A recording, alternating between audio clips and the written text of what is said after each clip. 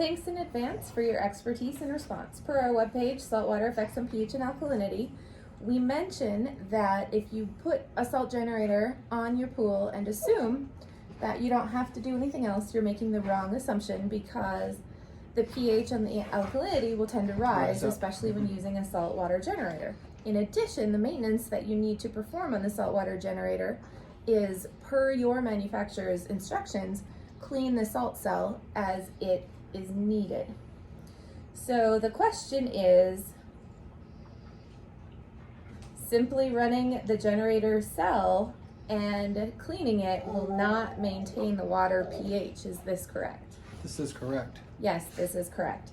The generation of chlorine results in your water raising in pH. One of the ways to keep that raise in check is to run your alkalinity at a slightly lower level than you would, still within acceptable ranges, but lower than what you would if you did not have a saltwater pool. Yeah, I think there's a real misnomer where people are buying saltwater systems assuming that all they do is throw salt in the pool and it makes chlorine forever and it's super cheap once they invest in it, and it's not true.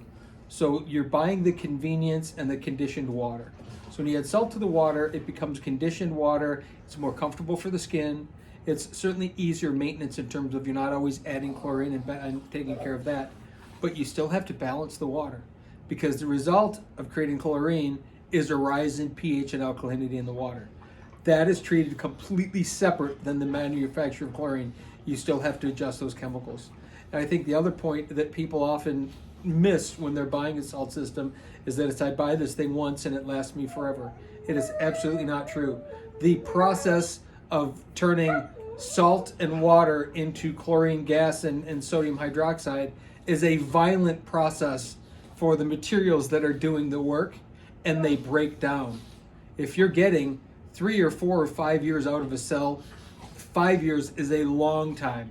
3 to 4 years is a more average amount of time if you're using your cell pretty consistently. Even in the north, where we're only running our pool 6 months of the year, those cells are not going to last as long as people would hope they would. You're buying convenience and the comfort of it. You're not buying it because you pay for it once and never buy chlorine again. It's just not true. You may not be buying chlorine, but you're going to be buying a cell again. Maintaining the cell will help it last longer, but it's not going to last forever.